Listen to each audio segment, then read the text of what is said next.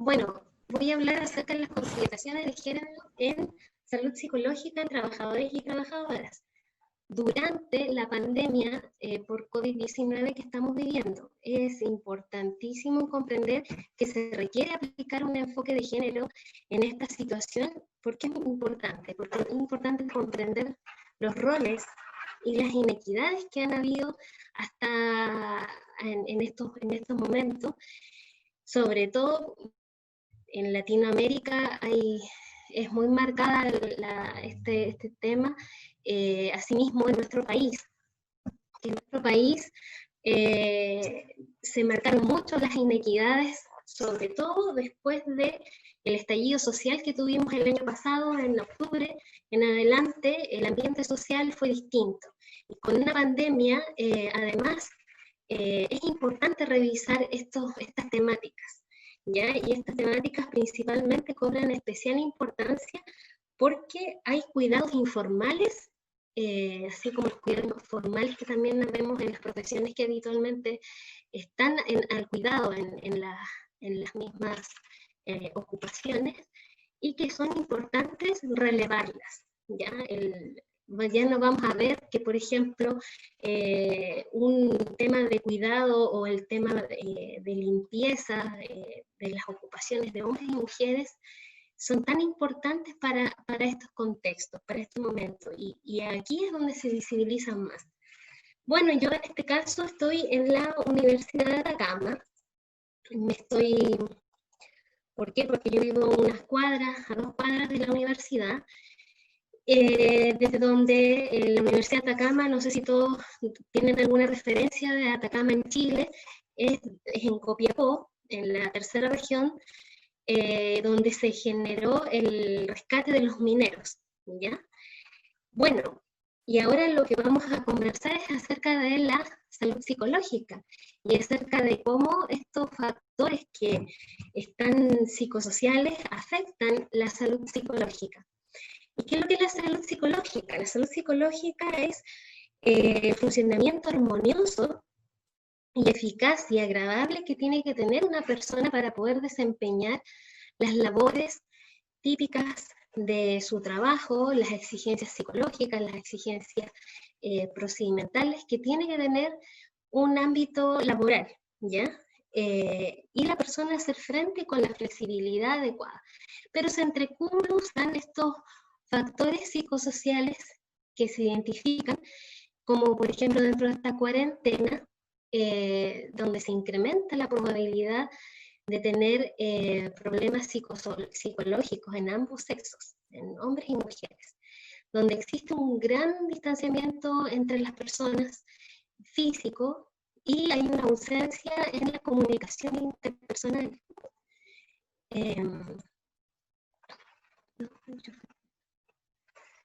Y donde no hay una cantidad también hay una cantidad importante de ansiedad acumulada, ya, de las emociones, ¿ya? Y donde también se empeoran trastornos depresivos, se empeoran cuadros ansiosos en las personas. Y también, por otro lado, hay factores que, como los que vamos a ver más adelante, que están influenciando en que las personas no tengan la posibilidad de entrar a un eh, asesoramiento psicológico, a una intervención psicológica, ¿ya? Entonces, todos estos elementos también se cruzan con temas de género, que son tan relevantes. Como les decía yo, es importante relevar el tema de género en este momento de pandemia. Pero, ¿qué es lo que es el género? El género es una conceptualización, y bueno, hay distintos autores autoras que hablan acerca de este sistema de clasificación social que se ha construido para asignar las cualidades de hombres o masculinas y femeninas en el caso de las mujeres. Conceptualmente, el género se refiere a la especificidad biológica de las mujeres y hombres, y el género el sexo se refiere a la especificidad biológica de las mujeres, y el género a los factores sociales asociados con ser hombre o Entonces, esto corresponde a, habitualmente a lo que se habla acerca de cómo se va desarrollando una construcción social que establece y determina de alguna manera las desigualdades y las expectativas de roles que pueden tener tanto mujeres como hombres en una sociedad específica, ¿ya? Así como también las identidades, los comportamientos entre mujeres y hombres, a partir de estas diferencias biológicas, ¿ya? Entonces tenemos eso por una parte, y dentro de lo que nosotros podemos hablar respecto a la construcción social que tenemos del género, la salud ocupacional y la parte, en cierta medida, también en ergonomía, se ha estudiado mucho en el ámbito del género, ¿ya? Y, y también se han descubierto que algunos factores de riesgo psicosociales están más comprometidos con el tema de la orientación de género, como son la conciliación de trabajo-familia.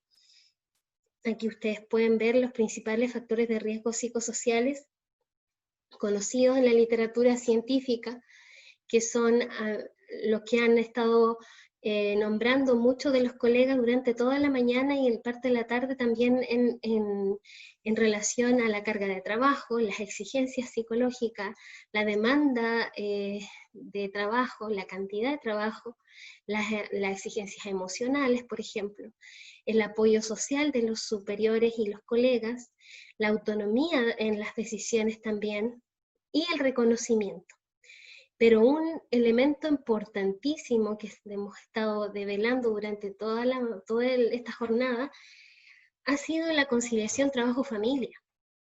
Y esta es un elemento, una dimensión que aborda muchos de los sistemas de vigilancia en términos de factores de riesgo psicosociales que hay en nuestro país también, como en otros países. Pero antes de continuar con esto, quiero mostrarles un poco una gráfica acerca de la tasa de participación de trabajadoras y trabajadores en el empleo formal en Chile.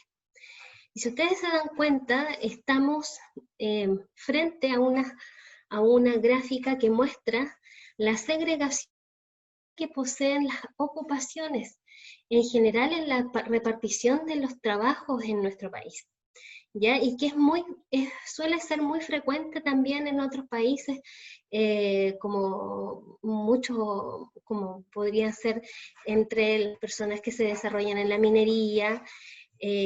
Cada vez es más frecuente ver mujeres dentro de la minería, pero asimismo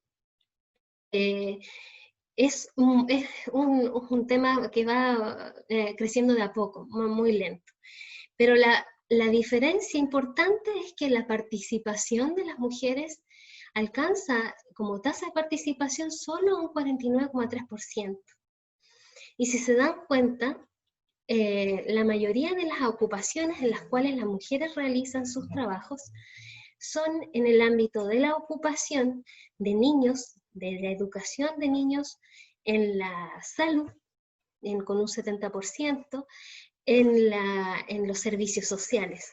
Y todos ellos están relacionados, corresponden a estar en el contacto con el cuidado y con la producción social de lo que se refiere a la enseñanza, la entrega de valores hacia los niños, porque lo que nosotros estamos, la educación es lo que está aprovisionando es que se transmitan los valores, se transmita el sentido de esta sociedad por la cual nosotros después vamos a tener una fuerza de trabajo, una fuerza laboral que va a ser importante y va a pirámide y esta sociedad en su conjunto.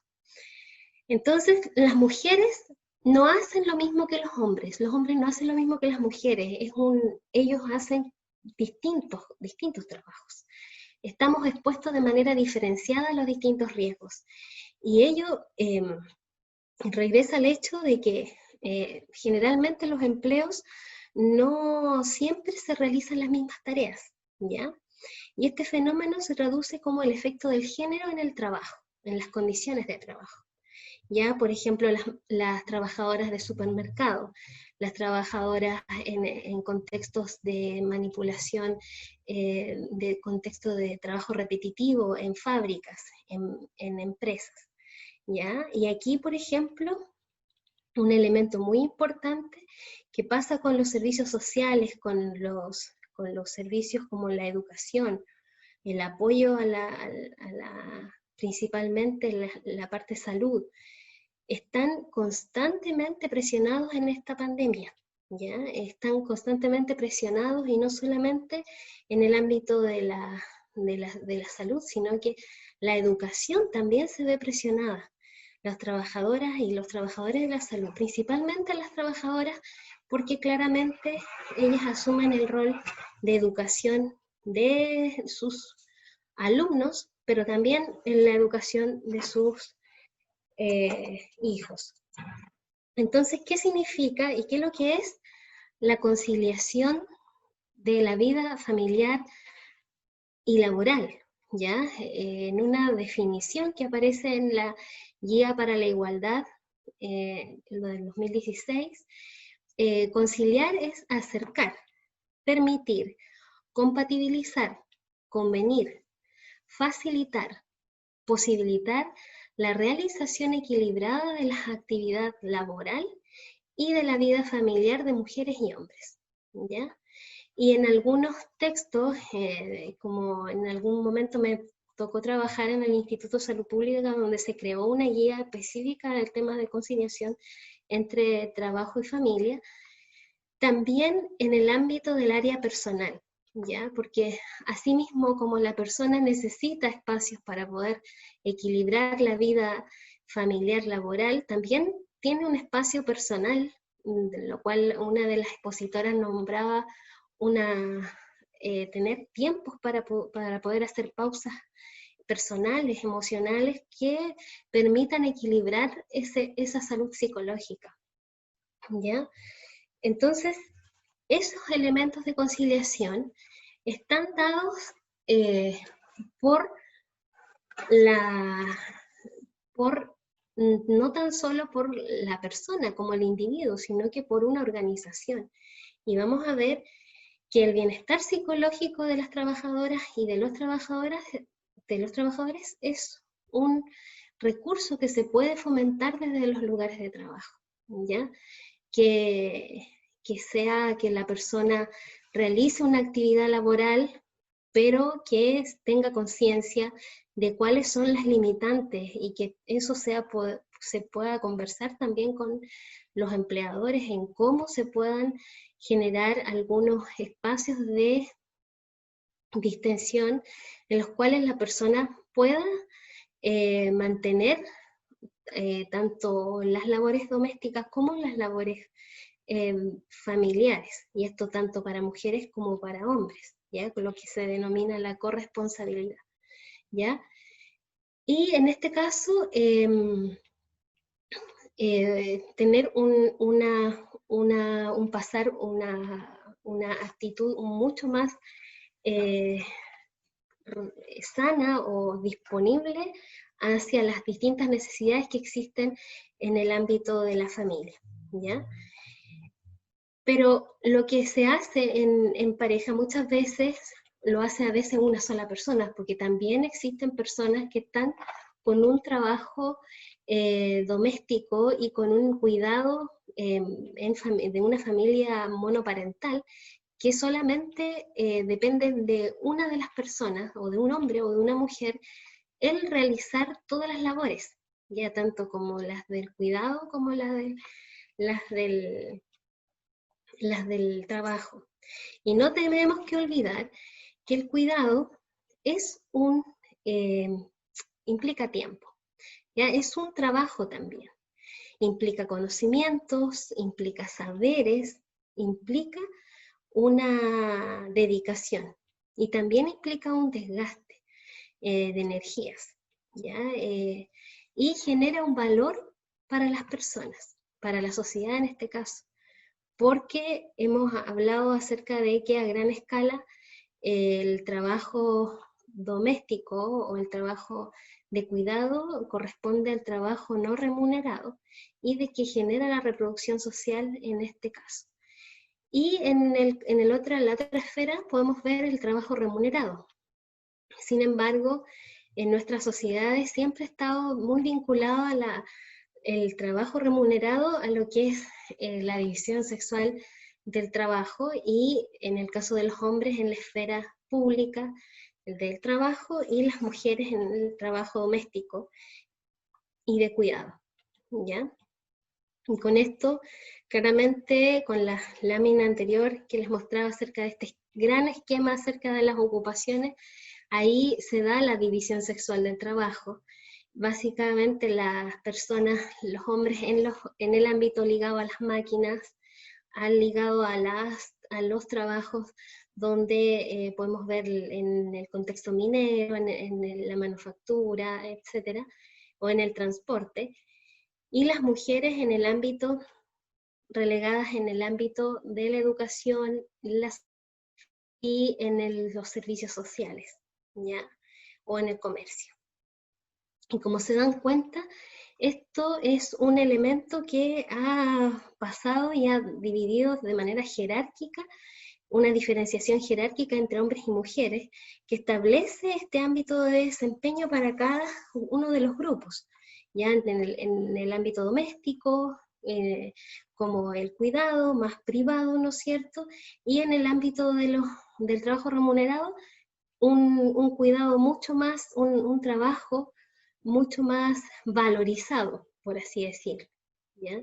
Valorizado porque en este contexto quien lleva el dinero a la casa, en este caso, son los hombres, y a lo mejor quien gana más son los hombres también, entonces están teniendo este conflicto de roles, porque bueno, yo me debo concentrar porque mi trabajo vale, por lo tanto tengo que buscar espacios de encierro o de privacidad para hacer mi trabajo, y la mujer se tiene que relegar a las labores domésticas, ¿ya?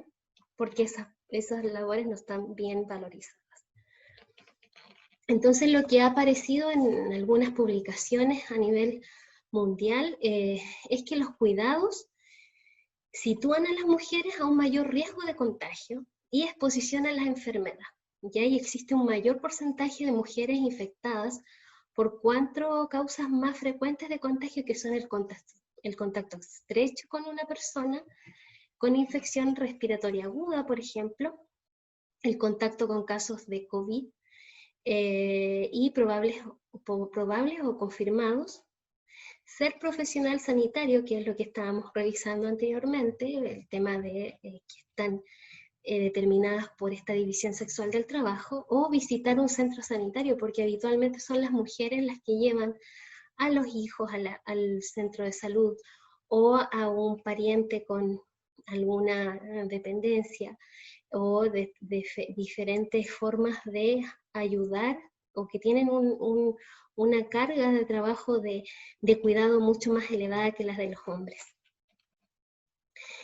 Otro elemento que es también dentro de esta misma investigación que han realizado, la refamiliarización de los cuidados amenaza con profundizar el desigual reparto de los roles de género. Y en algunos recursos, por ejemplo, algunos recursos de las labores domésticas han sido vistos drásticamente reducidos, ¿ya? ¿Por qué? Porque el apoyo de las instituciones que antes, por ejemplo, cuidaban a ancianos, cuidaban a personas adultos mayores, o cuidaban a niños con alguna discapacidad, o el cuidado mismo que se da en las escuelas de los propios niños que van a la escuela y están toda la jornada durante todo el día. También las trabajadoras de casa particular también han sido reducidas. Por lo tanto, esta ayuda que se les prestaba a los hogares ya no existe, no están. La totalidad de los niños y adolescentes se encuentran confinados también. Y bueno, y realizando clases, lo cual no lo hacen solos, también necesitan de un apoyo y y una ayuda y supervisión, ¿ya? Y muchos hogares han asumido la totalidad de los cuidados de los niños y de las personas dependientes y de todas las personas que que son de su familia. Por otro lado, la exposición diferencial a esta enfermedad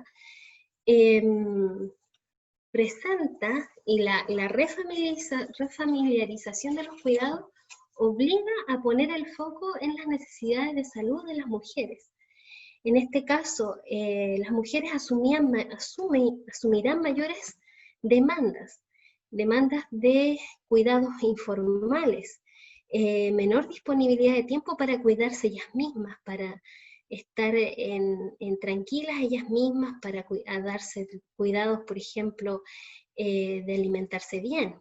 Y hoy se pueden ver agudizadas algunas consecuencias, como por ejemplo peor salud percibida, mayor cansancio o ansiedad también, dolor, estrés, depresión, frustraciones, malestar, morbilidad crónica en algunos casos, no mantener cuidados o controles de sus morbilidades crónicas, lo cual es de riesgo, consumo de fármacos, dietas poco saludables o también poco ejercicio físico y descanso insuficiente, ¿ya? Entonces, dentro de algunos efectos que se han identificado, tenemos también, por ejemplo, que las mujeres están teletrabajando mientras los niños y niñas se encuentran confinados en casa y deben intentar facilitar a la vez que las parejas realicen el teletrabajo, ¿ya? Entonces, por ejemplo, tenemos una frase de una mujer que sale en el diario que fue entrevistada y dice que mi pareja se encierra a teletrabajar y yo no puedo, y yo me quedo en el comedor y los niños dan vueltas y mis jefes hinchando, o sea, molestando, esperando que haga el almuerzo, ¿ya? Claro, todos esperan el resultado, que la mamá haga el almuerzo, que todo se haga como lo normal, pero tenemos a la mujer en este caso trabajando al doble, al triple de su capacidad, ¿ya? Otros, por ejemplo, tenemos algunas sienten que están todo el día trabajando y a menudo no tienen flexibilidad de horarios. Y tener flexibilidad de horarios también se convierte en una demostración continua y un ejercicio de responsabilidad para con sus jefaturas. Muchas de ellas están trabajando a la vez que están cuidando y eso dura todo el día. Bueno, y eso es como una maratón que no termina hasta que se van a dormir. Otro elemento que se ha visto es que el seguimiento escolar de los niños en edad educativa suele desarrollarse mayoritariamente por las madres. Ya el hecho de que estén pendientes de las labores, de qué cosas, recursos que se piden en la escuela, cuáles son las demandas que se están pidiendo desde las profesoras, que si se hizo la tarea al niño o no, o la niña, en este caso, es algo que muchas veces las madres están más a cargo que los padres. Y esto se ha convertido en un elemento de alta ansiedad y estrés para las madres, para las mujeres en general, y esta situación podría incluso llegar a dañar la convivencia con los niños. Y eso podría dañar también las mismas reacciones que puedan tener las mujeres trabajadoras, porque también están trabajando a distancia, ¿ya? Por otro lado, se ve las pantallas digitales y todos los accesos a Internet que son para los niños han logrado ser un gran vehículo como de tranquilizador, en este caso para la mujer que está trabajando, que pone a su hijo a ver una historieta, un mono de estos que dan en la televisión o por el YouTube. Entonces, eso hace de alguna manera que las mismas madres se contradigan y digan, bueno, estaré haciendo bien, es lo único que me hace sentir, que lo que me hace sentir más tranquila, que estoy supervisándolo al mismo tiempo, estoy trabajando y tengo la situación controlada. Pero ¿qué mal le puede generar a este niño, a esta niña que se está formando con una pantalla al lado? O sea, ese es como un recurso un poco de ambivalencia para las mujeres. En algunas parejas, por ejemplo, se ha observado que hay una mayor disposición a realizar tareas que no se solían realizar antes, como por ejemplo el lavado de ropa, el lavado de loza, la cocina, o ir a compartir horas de juego con los niños o las niñas. Y en este caso se ha visto que han comenzado, y eso es una cosa muy positiva, porque a la larga todos estamos aprendiendo, y una forma de adaptarnos que tenemos como seres humanos a esta pandemia. En este caso se aprenden a utilizar herramientas digitales, pero también se aprenden a hacer labores domésticas y se aprenden a hacer cosas para el hogar. Entonces, juntos podemos hacer estos cambios. Otro recurso es que se ha visto que las mujeres muchas veces que tienen desempeño de ocupaciones flexibles, con desempeño flexible y tareas que necesitan concentración y silencio, buscan realizar el teletrabajo de madrugada, y que también sea durante el descanso de los demás, para no interferir con el horario de levantarse, y que la bulla y todo a lo mejor desajuste que pueden generar los niños les pueda entorpecer sus labores de concentración. Bueno, dentro de una propuesta de intervención, y ya un poco cerrando un poco las ideas, quisiera mostrarles este esquema, y que es en realidad una necesidad de enfocar desde la perspectiva de género este tema de las trabajadoras y de los factores de riesgo que pueden perjudicar la salud de trabajadoras y de trabajadores en esta pandemia, ¿ya? Y que es una suposición de que el trabajo de las mujeres es seguro, ¿ya? Porque, bueno, de mucho tiempo que se comienza a ver que las mujeres también tienen riesgos, a circunstancias que son riesgosas para su salud. Sin embargo, todavía tenemos poca investigación con riesgos que no son demostrados, con falta de incentivo para la investigación en temas de género específicos, y ausencia para recursos de la investigación, ¿ya? Y por lo tanto, los riesgos quedan desconocidos.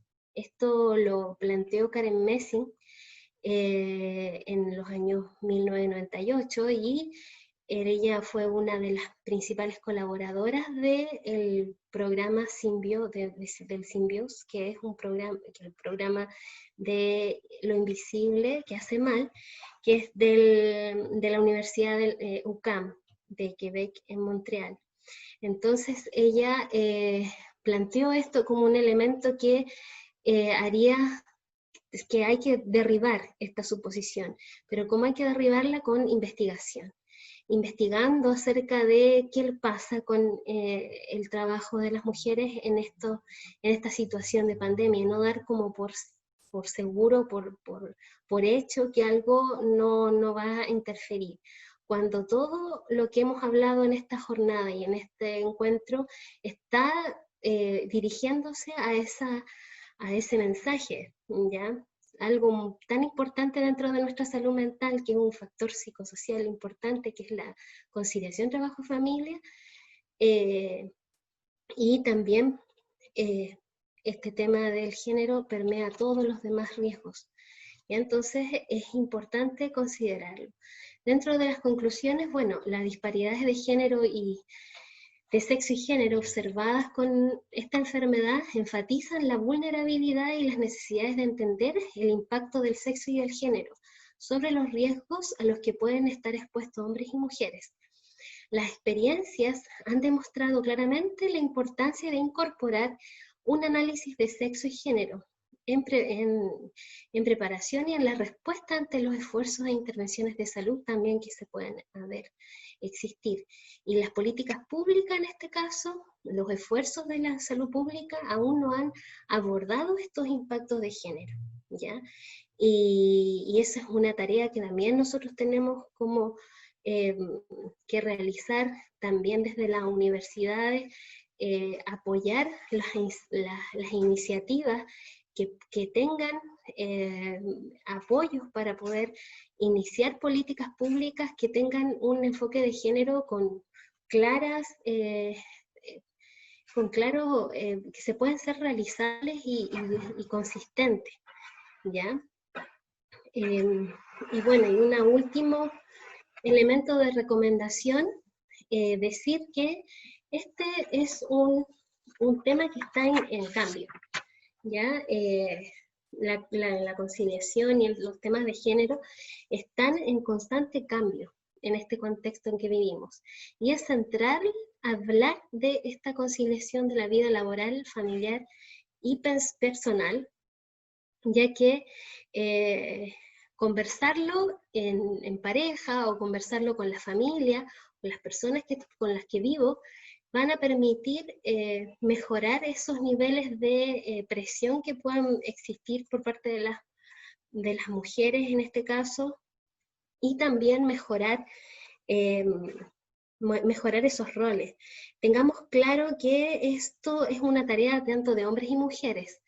No porque se hable de género es solamente de mujeres, pero es un tema de que las mujeres deban flexibilizar roles de género, entregar espacios para que los hombres también realicen actividades laborales, actividades domésticas, y esos espacios que sean justos, justificados, o sea, que sean equitativos, ¿ya? Y otro elemento importante es repartir los tiempos, a conciliar y los tiempos de cuidado personal que son tan necesarios. Bueno, dentro de los agradecimientos, bueno, agradezco a Walter Varillas por la invitación a este gran encuentro, y Andrés Arce de Sopergo, y también a Mauricio Santos, ergónomo de acá, chileno, director de la Sociedad Chilena de Ergonomía, quienes me invitaron a participar, hicieron los contactos para que yo participara en esta jornada. Y bueno, me quiero despedir también mostrándoles una linda foto de nuestro desierto florido de la tercera región de Atacama. Bueno, Pamela, muchas gracias por tu presentación. Veo que has compartido hay una colega también allí en Montreal de origen boliviano, Sí. ¿no? Que ha hecho también varios trabajos, y bueno, el equipo de Simbios, ¿no? Que han trabajado el tema de ergonomía, bueno, el tema de salud laboral muy, muy importantes y de mucha contribución. Si nos puedes compartir, nos puedes comentar un poco sobre qué oferta académica tiene la universidad en factores psicosociales. Sí.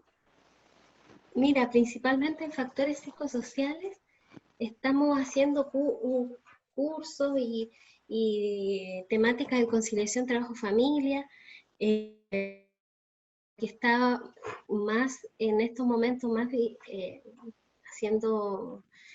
realizándose, es el diplomado en ergonomía ocupacional, que tiene ya estudiantes dentro de empresas realizando actividades. Claramente estamos en una primera versión en la cual se está desarrollando este diplomado. Y tiene una orientación del análisis de la actividad en ergonomía, sí, claramente una orientación bastante práctica, donde los ergónomos trabajan en casos específicos dentro de los lugares de trabajo. Y básicamente es eso el tema de la formación. pero quisiera que me dieran, porque como que no tengo un feedback, pero no importa, no puedo poner el video. De todas maneras, sí, tenemos varios cursos también que se están realizando y vamos a generar cursos online porque ya se nos vino el se nos vino encima el siglo XXI a todo el mundo, entonces ahora está la posibilidad de realizar las cosas, las clases de manera sincrónica, así como estamos nosotros ahora. Muy bien. Bueno, muchas gracias, Pamela, ¿no? Ana María Seifer es la colega de Sí, Colegio Ana María. Boliviano, y bueno, la histórica Donna Merkler, que digamos la madre de toda la corriente de salud colectiva allá en Quebec, ¿no? Sí, yo conocí a Donna también allá en Quebec, en Montreal. Exacto, sí. Y Ana, Bueno, muchos saludos, un abrazo. Y Ana María también va a hacer un seminario con nosotros el próximo mes, bueno, en agosto. Ah, mira, sí, estamos creando un grupo WhatsApp, está ahí en el chat, y bueno, vamos a invitarles a que se integren y que podamos seguir compartiendo experiencias. Muchas gracias, Pamela, un abrazo a la distancia. Ya, un abrazo para ti, Walter, también. Muchas gracias.